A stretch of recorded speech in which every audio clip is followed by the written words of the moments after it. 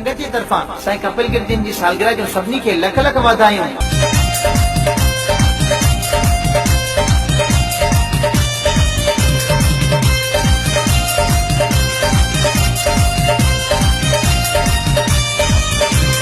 सुनी सुनी कैंडल बारे अज रखिया केक मता थोड़ी संगत अज नचिया साईं जी सिक मजा। सुनी सुनी कैंडल बारे अज रखिया केक मता थोड़ी संगत अज नचिया साईं जी सिक मजा।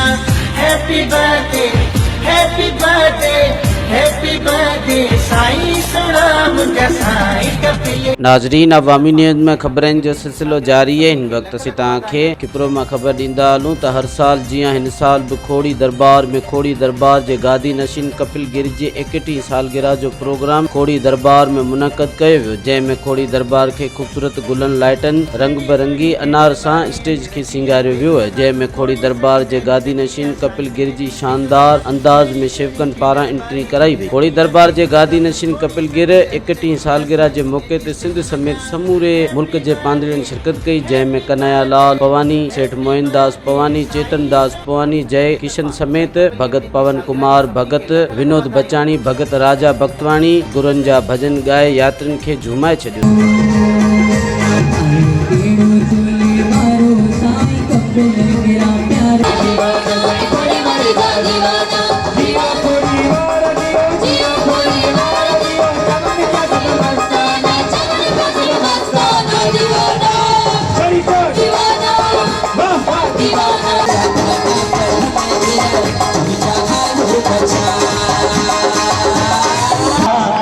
जमुना किनारे आना रे, हरे राधा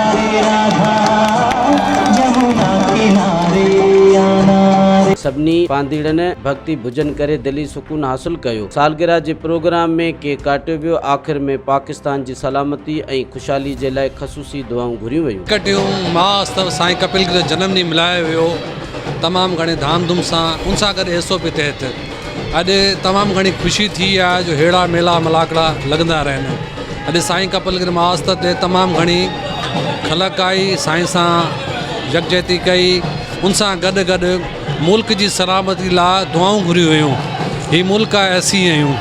इन सां गॾु सभिनी खे ऐं संगत तरफ़ां खोड़ी संगत तरफ़ां सभिनी खे प्रेमियुनि शेवकनि खे लख लख वाधायूं ॾींदुसि त तव्हांखे सभिनी जी साईं कपिलगिरि जो बर्थडे जनम वाधायूं हुजनि। मज़ो अचे पियो अॼु असां साईं जो 61 ॾींहुं जेको आहे साल जो जनम ॾींहुं मल्हायो आहे, तमामु घणी ख़ुशी थी आहे ऐं असां मुल्क पंहिंजे पाकिस्तान लाइ दुआऊं कयूं आहिनि। हिते संतनि जा मेला ऐं सदाईं लॻंदा रहनि।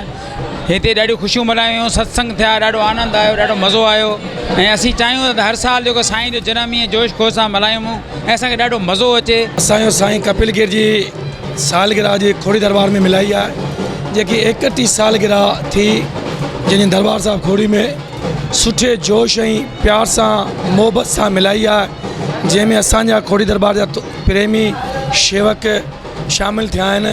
साईं कपिलगिरि साहिब जन जी 61 जन्मदिन जूं लख लख वाधायूं ॾियूं था।